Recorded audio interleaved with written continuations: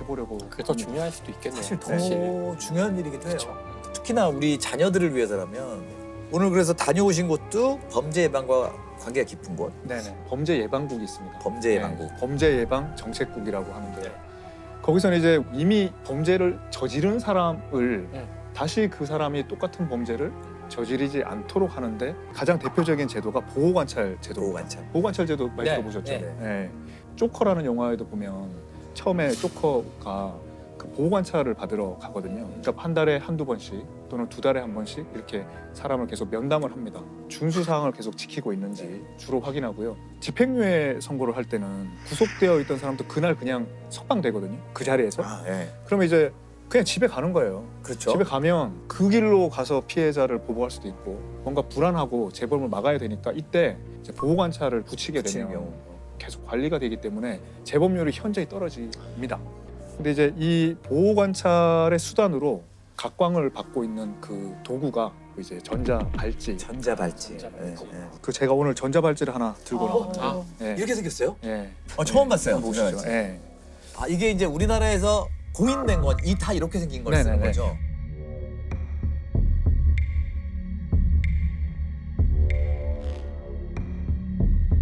이게 몸에서 멀어지면 감지하는 건가요? 이걸 차고 있으니까요. 그냥 한번 차면은 스스로 못 풉니다. 그 외에는 목욕이나 이런 거 할 때 계속 차고 있어요. 차고 있어야 예. 되고. 이걸 이제 관제 센터로 신호가 계속 가고 있습니다. 제가 그래서 다녀온 데가 관제 센터거든요. 관제 센터에서 이 전국의 전자 발찌를 차고 있는 모든 사람을 실시간으로 스크린하고 있습니다. 어디 있는지 정확하게 지도에 다 표시가 되거든요. 그냥 GPS로 곧바로 이제 위치를 포착한다고 하더라고요. 한번 보여주십시오. 와.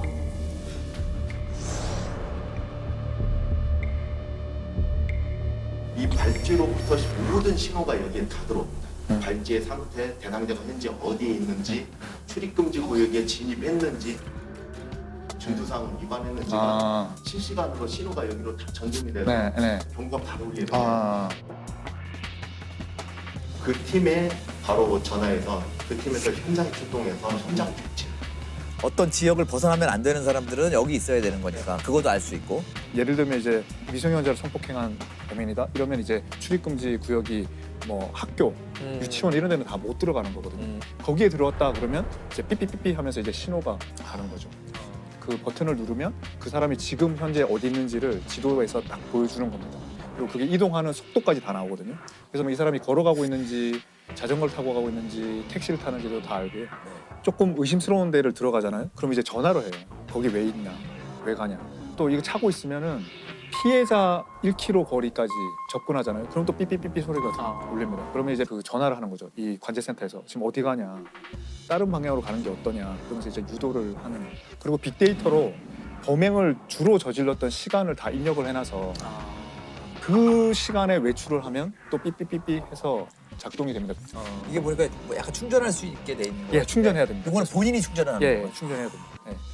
배터리가 25%까지밖에 안 남아 있으면 그때부터 또 그러니까 신호가 갑니다. 근데 끊으면 뭔가 페널티가 있지 않을까요? 예, 그렇습니다. 그렇죠. 준수사항을 위반했기 위반하면은- 때문에 가석방됐던 사람은 다시 교도소 갈 수도 있고 이거 자체로 또 별도로 처벌받기도 합니다. 예, 예. 굉장히 제한된다라는 거죠. 그 사람들의 일단 행동은. 그 범죄를 저지르고 나면 자기 동생이 다 노출되기 때문에 무조건 이제 잡히는 거죠. 이거 하다가 이제 관제센터에서 보고 범죄를 실제로 막은 경우도 있는 겁니다. 택시를 탄 것 같은데 지역을 정처 없이 계속 돌아다니는 거예요. 그러더니 대회하는 거죠, 결국에는 좀 으슥한 야산에 있는 쪽으로 막 가는 겁니다. 그러니까 이걸 보고 관제센터에서 전화를 했는데 전화를 안 받은 거예요. 그래서 이제 5분 대기조가 출동을 해서 전자발찌를 부착한 대상자가 이제 칼로 이렇게 겨누면서 계속 그쪽으로 차를 몰라라 하고 성폭행을 하려고 했던 걸 이제 막은 경우가 있습니다. 근데 약간 좀 문제 아닌 문제가 성폭행을 하진 않은 거잖아요. 그렇죠. 그래서 그걸로 처벌하기는 좀 어렵게 되는 거죠. 아, 그러니까 다만 미수는 되는 할수 거죠. 있죠. 예. 근데 미수는 적어도 실행의 착수를 해야 되기 때문에 실행의 착수도 안 한 경우에는 아예 처벌을 못 하는 경우도 있습니다. 이게 어떤 범죄자들이 전자발찌를 차나요? 유형들이 있나요? 범죄 네. 유형이. 지금은 주로 이제 4종류의 범죄를 저지른 사람에게 전자발찌를 채울 수 있습니다. 제일 이제 처음 시작했던 거는 성폭력 범죄였고요. 그 다음에 이제 미성애자 약취유인죄, 그 다음에 살인죄. 예. 최근에 2014년부터는 강도죄. 예. 가석방이 될 때는 지금 모든 범죄 종류에 상관없이 재범 가능성이 있다면 전자발찌를 채울 수 있습니다. 이 전자발찌 아이디어가 스파이더맨에서 왔다는데요. 아 그래요? 아 그래요? 그 1980년대 초반 미국의 한 판사가 만화를 보다 보니까 스파이더맨이 그 나쁜 사람을 쫓아가다가 이렇게 팔에다 뭐 이렇게 붙였대요. 아, 붙이고서 그 위치 추적하는 걸 보고 아 저렇게 뭔가를 범죄인한테 붙여놓으면은 위치를 추적할 수 있겠구나. 그래서 낸 아이디어가 전자발찌라고 하더라고요. 그러니까 만화를 보다가도 좋은 아이디어가. 그거 잘 만들었어요, 진짜. 저희도 1990년대 말부터 정부에서 이걸 한번 검토를 했었는데 사람들이 위치를 다 파악한다. 이거는 절대 해서는 안 된다. 뭐 이런 이야기도 많았었는데요.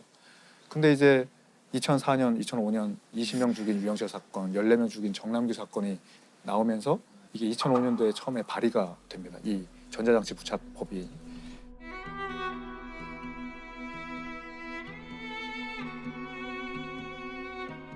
그럼에도 불구하고 이 법을 통과시킨 계기가 된 사건이 네. 있는데요. 이게 김장호 사건이라고 하는데 김장호. 예, 심부름을 하러 집을 나간 뒤 실종된 숨진 허양은 실종 16시간여 만인 2시 15분쯤 숨진 채 발견됐습니다. 김 씨는 비디오 테이프를 돌려주고 나오던 허양을 유인해 성추행하는 과정에서 심하게 반항하자 흉기로 찔러 살해한 것으로 조사됐습니다. 2006년 2월 17일에 용산구 용문동에 어떤 한 네. 만 11살짜리 여자아이가 비디오 테이프를 반납하러 갔다가 실종이 됩니다. 네. 그리고는 16시간 뒤에 의정부 공터에서 발견이 되는데 뭐 사망한 상태였고 네. 목에 흉기로 찔린 자국이 있었고 근데 이제 이 범인을 이제 잡고 보니까 이웃인 그 신발 가게 주인이 그때 이제 이 사람의 아들이 그 집에 있었어요. 아들이 23살 정도 됐었는데 네. 그 여자아이의 시신을 상자에 넣고 저기 의정부까지 가서 불을 지른 거죠. 또 증거를 인멸하려고. 근데 이 사건에서 특히 문제가 됐던 거는 피고인 김장호가 바로 5달 전에 똑같은 그 가게에서 43살짜리 여자아이가 신발 구경하러 왔는데 추행해서 재판까지 받았다는 거예요. 김 씨는 작년 6월 같은 신발 가게에서 5살짜리 여자아이를 성추행했다가 징역 1년에 집행유예 2년을 선고받고 바로 풀려났습니다. 근데 나오자마자 지금 5달 만에 이렇게 끔찍한 범죄를 저질렀으니까 그러면 지난번 재판한 건 뭐냐. 그거가 안 된다. 그걸로. 그때 막았으면 다시는 죄를 안 저질러야 되는 거 아니냐. 사회에 공분이 일어난 거죠. 모자 좀 벗겨, 모자 좀 벗겨. 그래서 진짜 이 극악무도한 죄를 잡는 게 좋겠다. 이제 전자발찌법이 통과가 됩니다. 이듬해. 해마다 늘고 있는 아동 성범죄. 또 다른 피해 아동이 생기지 않도록 종합적인 대책 마련이 시급합니다. 아동 성폭행 사범과 상습 성폭행 범에게 채우게 될 전자발찌가 처음으로 공개됐습니다. 2007년에 통과되고 2008년부터 시행이 됩니다. 전자발찌 제도가 도입된 지 1년이 됐지만 아동 성범죄를 막기엔 미흡합니다. 9살 여아를 성폭행해 영구 장애를 입힌 이른바 나영이 사건 처벌이 징역형에 그치자 국민들이 크게 분노하고 있습니다. 그러니까 조두수는 2008년에 범죄를 저질렀거든요. 그러니까 전자발찌 제도를 시행한 그 해, 그때 이제 그 징역 12년에 전자발찌 7년을 부착했습니다. 그때는 전자발찌를 부착할 수 있는 기간의 최대한이 10년이었어요.